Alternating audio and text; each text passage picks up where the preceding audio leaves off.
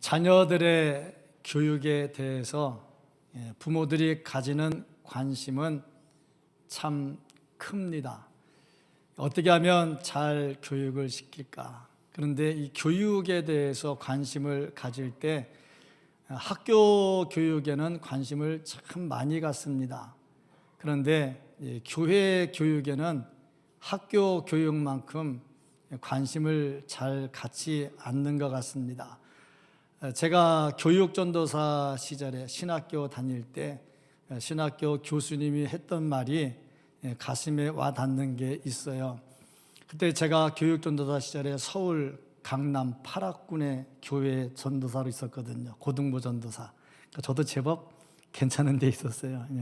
8학군의 고등부 담당 전도사. 그랬었는데 그 교수님이 이렇게 말을 합니다. 참 요즘 교육이 좀 신경이 쓰인다. 그러면서 하는 말이 뭐냐면 학교 교육을 위해서 부모들이 돈을 엄청 많이 투자를 한답니다. 그렇지 않겠습니까? 강남 8학군인데 얼마나 투자를 많이 하겠습니까? 그런데 이 아이들의 신앙 교육을 위해서는 투자를 안 한다. 그러면서 하나 예를 드는 게 뭐냐면 애들 공부시키려고 가외 공부를 많이 시키는데 애들 영성을 위해서 교육전도사들을 집으로 불러서 일주일에 1시간 내지 2시간이라도 성경 교육을 좀 하도록 하고 성경 과외 교사로 하고 그 다음에 수고했다고 좀 봉투를 좀 주면 가난한 신학생들이 공부하는데도 도움이 좀 되지 않겠느냐, 그런 말을 교수님이 했어요. 그런데 그 말이 왜 나한테는 크게 들렸을까? 설명도 해줘야 됩니까 이거? 다 그렇더라고. 그러면서 하는 얘기가 뭐냐면 참 그렇다. 세상 교육에는 이렇게 신경을 쓰는데 진짜 자녀들의 영성을 위해서는 얼마나 신경을 쓰는가 하는 것이 지금 다시 한번 생각이 됐습니다. 요즘도 보면은 교육에 많이 신경을 쓰죠. 그런데 학교 교육, 지금도 학교 교육에 별로 동의하지 않는 사람들이 간혹 있습니다. 이런 사람들은 자기 자녀들을 학교에 안 보냅니다. 며칠 전에도 어느 목사님 만났는데 자기 애들을 학교 안 보냈답니다. 집에서 스스로 공부했고 독학을 해서 고검, 대검에서 대학교 졸업했는데 취직을 아주 잘했다 하는 얘기를 하더라고요. 그래서 물어봤어요. 왜 그렇습니까? 그랬더니 학교 교육이 마음에 안 든다. 왜냐하면 학교 교육은 진화론에 근거한 교육이거든요. 하나님 없는 교육이거든요. 그러니까 애들 신앙에 도움이 안 된다는 거죠. 우리는 창조론을 배우잖아요. 그러다 또 한 가지가 뭐냐면 학교의 성교육이 마음에 안 든다. 학교에서 학생 인권이니 뭐니 그러고 애들 성교육 시키는데 이 성교육이 성경하고 안 맞습니다. 그래서 아이들을 보내서 안 되겠다 싶어서 안 보냈고, 그래서 공부를 시키는데 미국 같은 경우는 이 학자금이 학교로 안 나오고 부모한테 나온답니다. 그럼 부모가 집에서 교육을 시켜도 되고 그렇게 공부시키면 나라가 다 인정을 해준다고 그래요. 근데 우리나라는 그렇게 안 되니까 이제 고검, 대검을 봐야 되고, 부모에게 돈을 주면 부모가 그 돈을 가지고 애를 공부시키는 게 아니라 술 먹는 데입니다. 그래서 우리나라는 아직은 안 된답니다. 어쨌든 간에 이렇게 저렇게 돼가지고 교육에 대해서 지대한 관심을 갖고 있어요. 집에서 자기 자녀를 자기가 공부시킨다? 전 괜찮은 것 같아요. 인품도 괜찮고. 그런데 잘 될까? 그러고 보니까 잘 안 돼요. 왜냐하면 첫째는 내 실력도 모자라지만 둘째는 집에서 애들 가르쳐 본 분들은 알아요. 한 번, 두 번은 잘 설명해 줘요. 근데 그 다음에 못 알아들으면 목소리가 커져요. 목소리 커지도 안 되면 손이 올라가요. 그러다 보니까 애들 교육이 잘 안 돼요. 못 알아들으면 답답하죠. 잘 설명해 줬는데 못 알아들으면 정말 답답합니다.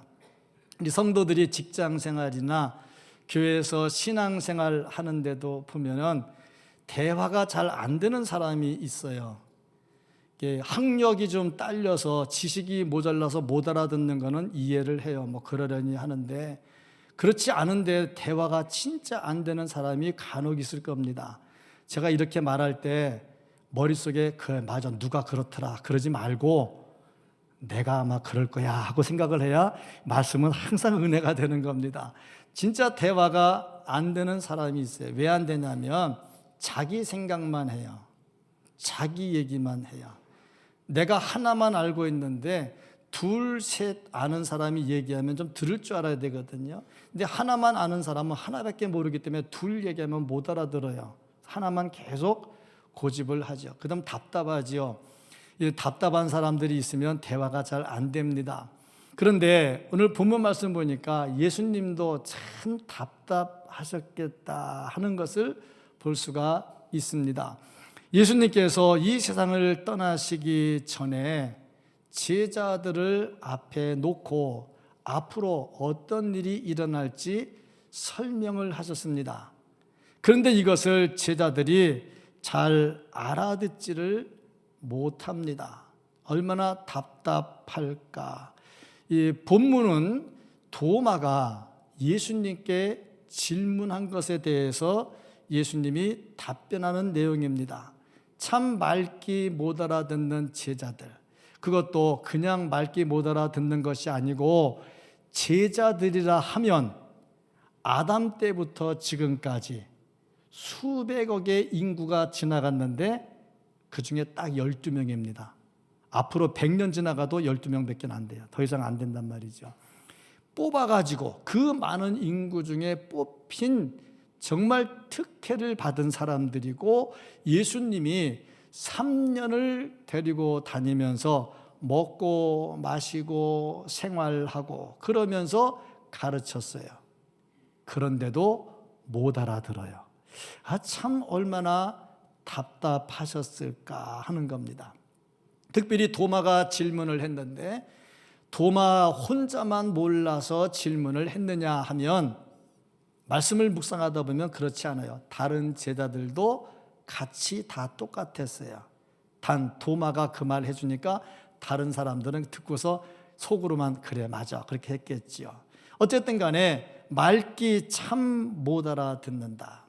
근데 이 제자들을 앞에 놓고 예수님께서 이런저런 설명을 하십니다. 그 설명하는 내용이 뭐냐면 복음이 무엇인가 하는 겁니다. 진정한 복음이 무엇일까? 그래서 이 복음을 가르칩니다. 오늘 제가 이 말씀을 전할 때 저는 1년 동안 복음으로 돌아가자라는 주제를 가지고 말씀을 전할 것이고 그 중에 첫째 달에 복음에 대해서 설명을 할 겁니다.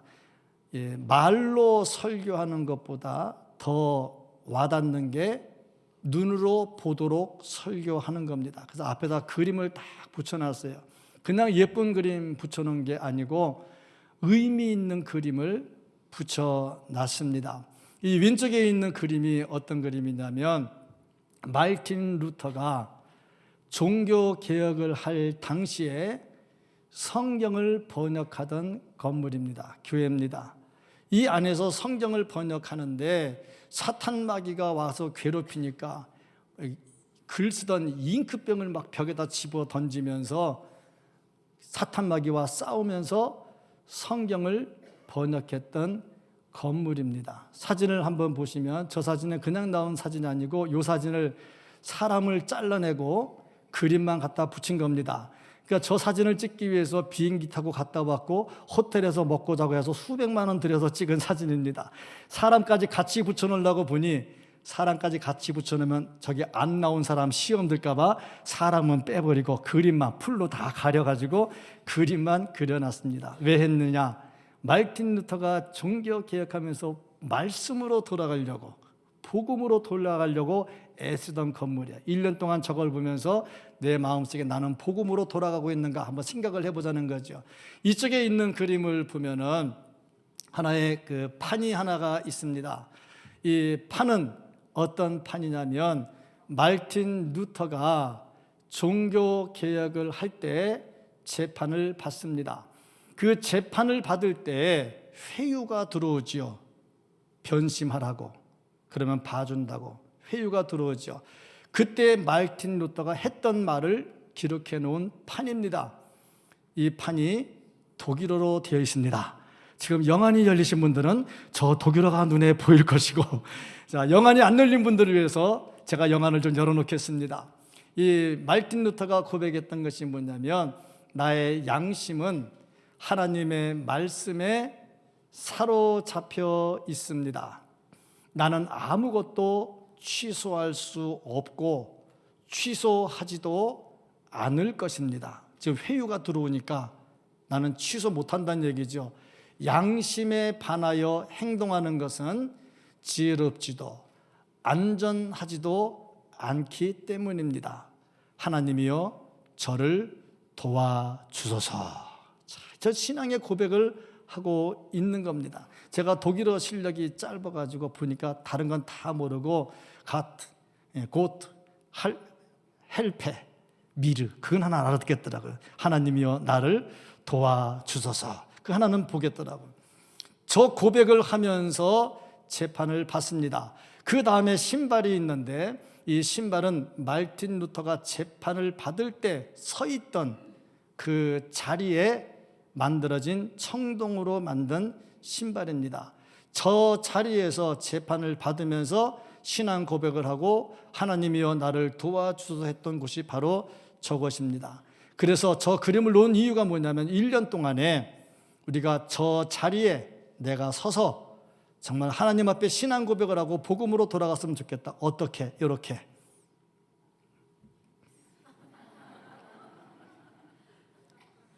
다짐을 하고 왔어요. 저 신발에 딱 올라서가지고 저 뒤에 보면은 집사님도 보이고 권사님도 보이고 청년도 보이는데 같이들 다 찍었어요. 됐습니다. 이렇게 보면서 함께 복음으로 돌아가자 해서 이 뒤에 그림을 1년 동안 볼 수 있도록 해놨습니다.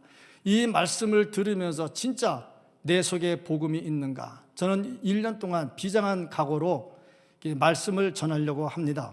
왜냐하면 우리에게 복음이 너무 약해지는 것 같아요. 교회 나오는 사람이 아니고 그저 교회 예배 참석하는 사람이 아니고 진짜 내 속에 종교개혁자들 못지않는 복음의 정신이 있고 하나님께서 원하시는 이 복음의 자리로 들어가야 되겠다는 거죠. 그래야 우리 신앙이 진정으로 행복한 겁니다. 오늘 본문 말씀에 보니까 제자들이 예수님과 전혀 말이 안 통했다는 이유가 뭘까? 복음 때문에 그렇습니다. 그래서 이 말씀을 통해서 볼 수 있는 거, 제자들 복음을 몰랐다 하는 겁니다. 복음을 모르는 제자들의 모습을 볼 수가 있습니다. 예수님의 제자가 어떻게 복음을 모릅니까? 그런데 보면 복음을 제대로 모르고 있었다는 거죠. 예수님께서 내가 간다, 천국을 예비한다, 다시 온다 하고 말씀할 때 그 목적을 이해하지 못합니다. 목적지를 몰라요. 그러니까 예수님께서 다시 간다, 오신다, 내가 뭐 한다 하고 말하니까 도마가 뭐라고 말을 하냐면 5절에 주여 주께서 어디로 가시는지 우리가 알지 못하거늘 그 길을 어찌 알겠사옵나이까. 자, 3년을 따라다녔어요. 예수님이 분명히 천국도 말씀하셨고요, 죽음도 말씀하셨고요, 부활도 말씀하셨고요, 수차례 복음을 말씀하셨어요. 그런데 알아듣지 못하고 알지 못하니까 주님 어디로 가는지 우리가 어찌 알겠습니까? 하고 말하는 거죠. 참 예수님의 마음이 얼마나 답답했을까? 왜 제자들은 이렇게 예수님의 말씀하시는 것을 알아듣지 못했을까? 뭐 목적의식이 없다든지 문제의식이 없다든지 영적 사고가 없다든지 뭐 그래서 그랬겠죠. 그런데 더 중요한 것은 복음이 그 속에 살아있지 않았다는 겁니다. 예수님 따라다녔고요, 기적도 행했고요, 여러 가지 표적도 봤고요, 자기들이 귀신도 쫓아냈고요, 병자도 고쳤고요, 다 했어요. 다 했습니다. 우리말로 말하면 교회도 나왔고요, 집사의 직분도 받았고요, 권사의 직분도 받았고요, 장로의 직분도 받았고요, 다 했습니다. 근데 중요한 것은 그 속에 복음이 들어가 있지 않더라 하는 겁니다. 복음이 들어가지 않는 사람에게 나타나는 특징이 뭐냐? 근심, 불안입니다. 예수님께서 14장 1절에 너희는 마음에 근심하지 말라 하는 말씀으로 시작을 해요. 예수님이 떠난다고 하니까 제자들이 근심하기 시작을 합니다. 복음이 안 들어있으니까 주변 상황 때문에 근심이 돼요. 이 사람들은 근심을 왜 하느냐? 뭐가 부족하니까 근심하는 겁니다. 돈이 부족하니까 근심해요. 근데 돈 채워지면 근심이 없어지느냐? 그 돈 관리 때문에 또 근심이 생겨요. 건강하지 않아서 근심해요. 근데 건강하면 어떻게 되느냐? 그 건강 때문에 또 근심을 해요. 연예인들이 인기가 떨어질까 봐 근심해요. 인기 얻으면 그것도 떨어질까 봐 또 근심을 해요. 그래서 마약도 하고, 그래서 자살도 하고 그러거든요. 또 미래가 불투명해요. 이 나라를 보니까 이 장사하시는 분들 얼마나 힘든지 몰라요. 경제가 정말 힘들어요. 미래가 불투명해요. 앞으로 잘 된다는 보장도 없어요. 이때 불안하고 근심하게 되겠지요. 근데 우리의 근심은 그런 것 저런 거 다 통틀어 가지고 그게 우리의 근심이 아니고, 왜 이런 것들 때문에 근심이 생기느냐 하면 복음이 그 속에 살아있지 않기 때문에 그렇습니다. 복음이 살아있으면 이런 모든 근심들은 다 떨어져 나갑니다. 그래서 예수님께서 말씀하실 때, 근심에 대해서 말씀하실 때 하나님을 믿으니 또 나를 믿으라 하고 말씀을 합니다. 복음이 들어가면요, 근심은 떠나게 되어 있습니다. 그러니까 우리가 이 세상 살면서 이런 것 저런 것, 뭐 경제 문제, 건강 문제, 사업 문제, 자녀 문제, 부부 문제, 이런 것 저런 것 때문에 근심하는 이유가 뭐냐? 내 속에 복음이 살아있지 않는 겁니다. 복음이 살아있으면 모든 근심은 다 떠나가게 되어 있습니다. 2020년 복음이 살아있어서 나를 괴롭히는 모든 근심은 사라지고, 주께서 우리에게 주시는 강같이 넘치는 평화, 샘같이 솟아나는 기쁨, 주님이 주시는 참된 평화가 가득하기를 주의 이름으로 축복합니다. 그러면 이렇게 복음이 없어 근심하는 제자들에게 예수님께서 하신 것이 무엇이냐? 복음을 가르치십니다. 복음이 없는 제자들을 놓고 어떻게 예수님이 떠납니까? 갈 수 없지요. 그래서 그 제자들에게 복음을 가르칩니다. 6절 말씀을 보면 내가 곧 길이요 진리요 생명이니 하는 말씀을 주십니다. 이것이 뭐냐? 이것이 복음이에요. 왜 복음이냐? 길 없이 어떻게 갑니까? 길 없이 갈 수 없지요. 천국에 가는 길이 뭡니까? 예수 그리스도거든요. 그러니까 예수 그리스도께서 내가 길이다 하는 것은 내가 곧 천국으로 갈 수 있는 방법이다 하는 것을 가르쳐 주는 거지요. 진리가 뭡니까? 변함이 없는 하나님이 진리지요. 그러니까 내가 진리다 하는 것은 나는 하나님과 같다 하는 말씀이 되는 거죠. 생명이다. 생명의 주인이 누굽니까? 하나님이죠. 생명을 주시는 분이 하나님이시고 거두어 가시는 분이 하나님이십니다.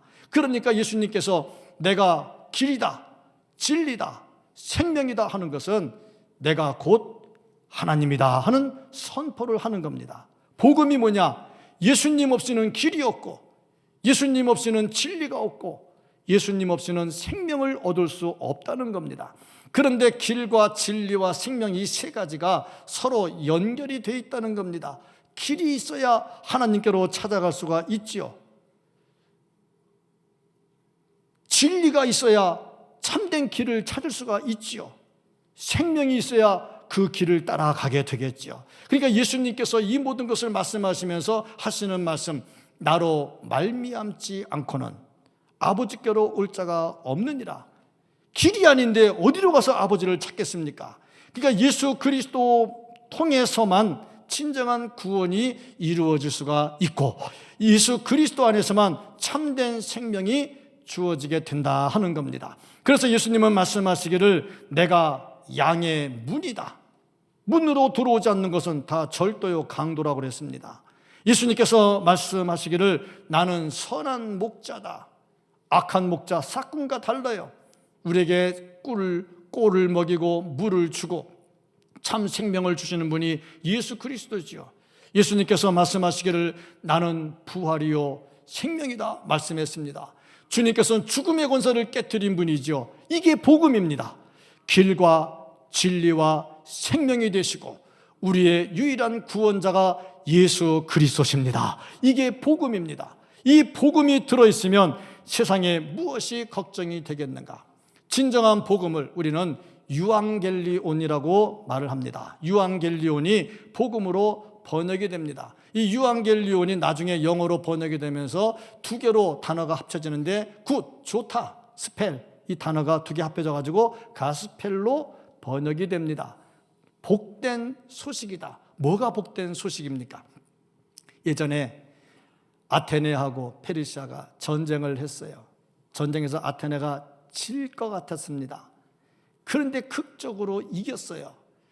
그 소식을 본국에 전할 수단이 없습니다. 핸드폰이 있습니까? 전화가 있습니까? 몸으로 가서 전해야 되는데 병사 하나가 그 소식을 전하려고 죽어라 뛰어갑니다. 열심히 뛰어가가지고 본국에다가 우리가 이겼습니다. 그 말을 하고 그 자리에서 죽었어요. 너무 뛰어가가지고 지쳐서 죽었어요. 그 뛰어간 거리가 42.195km입니다. 그래서 마라톤이 생겨났어요. 마라톤 전쟁이죠. 그렇게 됐습니다. 이것이 복음입니다. 허물과 죄로 죽었고 내가 영원히 멸망받았고 지옥에 떨어져서 영벌을 받아야 되는데 예수 그리스도께서 길과 진리와 생명이 되셔서 나를 위해 십자가에 달려 돌아가셨고 그 예수 그리스도로 인해서 내가 영원한 생명을 얻게 되었다 하는 겁니다. 이것이 복음입니다. 로마서 1장 2절 말씀을 보면 이 복음은 하나님이 선지자들을 통하여 그의 아들에 관하여 성경에 미리 약속하신 것이라. 이미 구약에 약속해 놨어요. 복음을 약속해 놨습니다. 그런데 이 복음이 정확하게 전달이 안 돼요. 왜? 율법은 몽학선생, 그냥 인도해 주는 것이지 실체를 보여주지는 못해요. 그런데 복음이신 예수 그리스도께서 나타나셨어요. 복음으로 나타나셨어요. 그래서 보여주셨습니다. 분명하게 예수 그리스도께서 구약에 예언한 대로 나타났어요. 로마서 1장 17절 말씀 보면 복음에는 하나님의 의가 나타나서 그랬습니다. 복음에는 뭐가 들어있느냐? 하나님의 의가 들어있어요. 하나님의 의가 뭐냐? 의는 죄는 벌하고 못 살게 하는 겁니다. 죄는 죽이는 겁니다. 그러니까 구약에 예언된 게 뭐냐? 죄는 벌한다 하는 거예요. 못 산다는 거예요.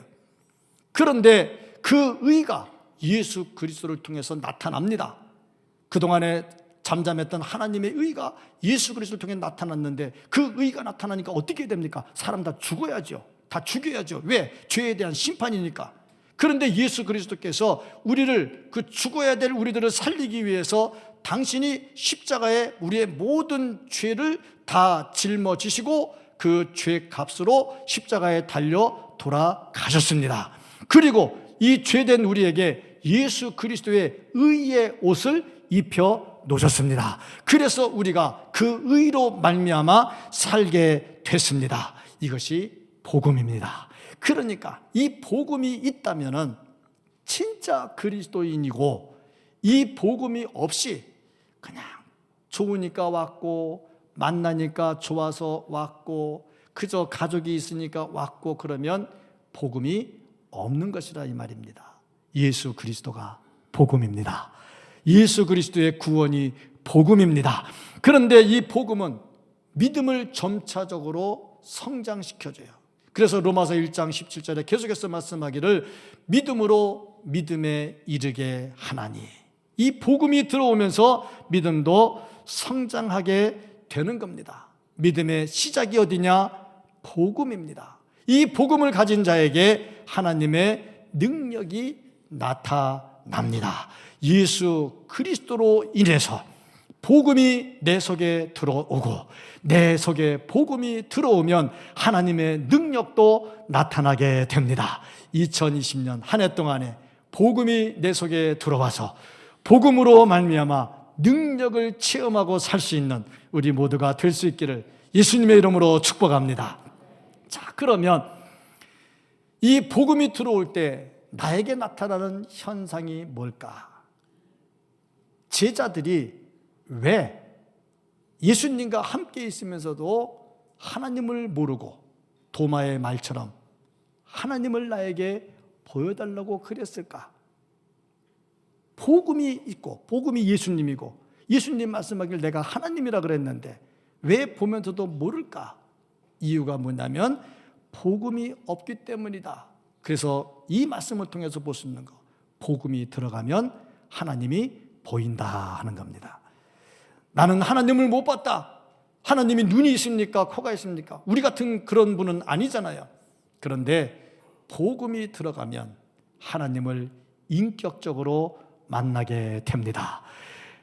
도마가 보여달라고 하는 것, 보면서도 모르는 것, 복음이 안 들어가는 거예요. 복음이 들어가야 보일 텐데 복음이 안 들어가 답답하죠. 그래서 예수님께서 9절 10절에 이렇게 말씀을 하십니다. 빌립아, 내가 이렇게 오래 너희와 함께 있으되 내가 나를 알지 못하느냐? 나를 본 자는 아버지를 보았거늘 어찌하여 아버지를 보이라 하느냐? 내가 아버지 안에 거하고 아버지는 내 안에 계신 것을 내가 믿지 아니하느냐? 내가 너희에게 이르는 말은 스스로 하는 것이 아니라 아버지께서 내 안에 계셔서 그의 일을 하시는 것이라. 예수님 말씀입니다. 나를 본 자는 아버지를 보았다. 내가 아버지 안에 있고 아버지가 내 안에 있고 같다는 거죠. 예수님께서 이 말씀을 하실 때 얼마나 답답했을까? 우리 역시 마찬가지입니다. 하나님이 안 보입니다. 하나님 볼 수 없습니다. 나는 하나님을 못 보았습니다. 그렇게 말할 것이 아니라 내 속에 복음이 있는가를 봐야 됩니다. 복음이 있으면요, 하나님과 인격적 만남이 이루어지게 됩니다. 그래서 예수님께서 말씀하시기를 나를 본 자는 하나님을 봤다 하고 말씀을 하는 겁니다. 마태복음 17장 5절 말씀을 보면 이는 내 사랑하는 아들이요 내 기뻐하는 자니 너희는 그의 말을 들으라. 그의 말을 들으라. 그가 뭐라고 말했습니까? 요한복음 10장 30절 보니까 아버지와 나는 하나다 하고 말했거든요. 아버지와 나는 하나다. 그가 하는 말을 들으라. 그러면 어떻게 됩니까? 들어야지요. 근데 유대인들은 어떻게 했습니까? 하나님은 믿는다고 하면서도 예수님을 인정을 안 해. 제자들도 하나님 예수님 다 하면서도 그 예수님이 하나님인 것은 고백을 못 해. 복음이 살아있지 않았다 하는 겁니다. 요한복음 17장 5절 말씀 보면 아버지여 창세전에 내가 아버지와 함께 가졌던 영화로서 지금도 아버지와 함께 나를 영화롭게 하옵소서. 창세전에 이미 아버지와 함께 같았어요. 그 다음에 빌립보서 2장 6절 말씀을 보면 그는 근본 하나님의 본체시나 하나님과 본체 같아요. 하나님과 동등됨을 취할 것으로 여기지 아니하시고 똑같아 동등해요. 그런데 인간의 몸을 입고 오셨어요. 그러니까 예수 그리스도를 본 것은 하나님을 본 것입니다. 우리는 이 시대에 예수님도 안 계세요. 그러나 복음이 예수님이라 했으니 복음이 내 속에 들어와 있으면 예수님을 본 것이고 예수님을 보았다면 하나님을 본 것이라 이겁니다. 내가 복음을 믿으면 하나님을 보는 겁니다. 참 복음 안에서 하나님을 보고 하나님과 함께하기를 주의 이름으로 축복합니다. 하나님을 보지 못하는 이유가 뭐냐? 복음이 안 들어왔기 때문이다. 복음이 안 들어오면 헌신을 해도 기쁨이 안 생깁니다. 하나님께 예물을 드려도 마음의 한쪽 구석이 뭔가 좀 허전하고 뭔가 뺏긴 것 같은 생각이 듭니다. 복음이 내 속에 들어와 있지 않으면 예배를 드리기는 합니다. 예배 자리에 나오기는 합니다. 그런데 복음으로 완전히 감동이 안 되면 예배의 감격이 살아나지를 않습니다. 예배를 드리는데 나오긴 나왔어요. 나온 것도 참 감사하죠. 복음이 없이 어찌 나오겠습니까? 복음 없이 못 나오겠죠. 복음이 있으니까 나왔겠죠. 그런데 복음으로 완전히 사로잡히지 않으니까 예배가 감동이 안 돼요. 그냥 하나의 예식이고 하나의 출석이 되고 참여가 되는 것이지 예배에 대한 감동이 안 됩니다. 복음이 있다면요, 말씀을 전할 때 이 말씀이 막 살아서 움직입니다. 내 마음을 막 후벼 팝니다. 그래서 낙심된 자에게는 힘을 더해주고요, 죽게 된 자에게는 살아날 수 있는 능력을 더해주고요, 교만한 자는 후벼 파가지고 다 회개하게 만들고요. 그게 복음이거든요. 복음이 들어오면 사람이 그렇게 변하게 돼 있어요. 열심히 헌신하고 봉사하는데도 불구하고 기쁨이 있어요. 복음이 들어오면요, 주를 위해 일하고도 기쁨이 있어요. 예배에 감동이 있습니다. 복음과 함께하기를 축복합니다. 내가 예배에 감동이 없다, 복음 있나 한번 생각을 해보세요. 복음은 사라지고 내 생각만 가득 차면 예배의 감동도 사라집니다. 1년 동안 예배하면서 정말 복음이 함께하는 살아있는 예배가 되기를 축복합니다. 교회 다니는 사람 되지 맙시다. 우리 교인하고 성도하고 구분해요. 등록하면 교인이요, 복음이 들어가면 성도입니다. 우리는 성도가 돼야 됩니다. 자리 차지하는 사람 되지 말고요, 복음이 살아있는, 복음이 들어있는 성도가 되기를 축복합니다. 이런 사람들에게는요, 하나님께서 베풀어 주시는 은혜와 평강이 넘치게 됩니다. 2020년 한 해 동안 복음이 살아있기를 축복합니다. 그 다음에 한 가지 더 볼 수 있는 것, 복음을 가졌다면 믿음으로 살아야 되겠다. 로마서 1장 17절에 계속해서 말씀하시기를 오직 의인은 믿음으로 말미암아 살리라 함과 같으니라. 자, 의인입니다. 나는 의인입니다. 왜 의인이냐? 나는 죄가 있어요. 그런데 예수 그리스도께서 십자가에서 내 죄를 다 짊어지시고 돌아가셨어요. 내 죄가 사해졌어요. 그리고 예수 그리스도의 의의 옷을 입혀놨어요. 그러니까 나는 지금 의인입니다. 의인은 어떻게 살아야 되느냐? 의인으로 살아야 됩니다. 당연하지요. 제가 청바지를 입고 교회 공사하는데 오르락 내리락 하면 먼지가 묻어도 아무 상관이 없어요. 그런데 이 양복을 입고는 공사하는데 잘 안 들어갑니다. 제가 지금 입은 이 양복은 우리 집에서 가장 값비싸게 주고 산 내 양복이기 때문에 이 양복은 구겨질까 봐 앉을 때도 굉장히 조심합니다. 올 들어 내가 처음 입었어요. 아끼느라고. 안 하거든요. 근데 청바지 입으면 아무데나 들어갑니다. 우리가 세상 사람일 때는 아무렇게나 해도 돼요. 그런데 의의 옷을 입었습니다. 의의 옷을 입었으면 의의 옷을 입은 대로 살아야 되겠죠. 우리는 세례를 받았습니다. 세례는 주와 함께 죽고 주와 함께 살겠다는 서약을 하고 받는 겁니다. 세례 받을 때 다 서약하고 받거든요. 우리는 성찬식을 참여합니다. 떡을 먹고 포도주를 떼면서 주님과 나는 하나입니다. 그 고백을 하고 먹거든요. 그러니까 우리에게는 복음이 들어와 있는 거예요. 이 복음이 죽으면 안 되는 겁니다. 복음이 살아서 약동하는 교회가 되고 복음이 살아서 약동하는 성도가 되어야 합니다. 교회에 다니는 사람 되지 맙시다. 교회에 출석하는 사람 되지 맙시다. 그저 자리 메꾸는 사람 되지 맙시다. 복음이 들어가서 복음과 함께 살기를 주의 이름으로 축복합니다. 복음이 들어오면요, 기쁨이 있습니다. 복음이 들어오면요, 정말 주님이 주시는 평화가 넘치게 됩니다. 예수님께서 이 제자들을 보면서 복음이 가득하지 않으니까 근심하고 있는 제자들에게 내가 길이다, 내가 진리다, 내가 생명이다 말씀하시면서 복음을 심어 놓으셨습니다. 그 복음이 우리 속에 들어 있습니다. 길과 진리와 생명이신 예수 그리스도, 그 복음이 내 속에 들어 있어서 1년을 복음으로 승리하며 사는 우리 모두가 될 수 있기를 예수님 이름으로 축복합니다. 아멘. 기도하겠습니다.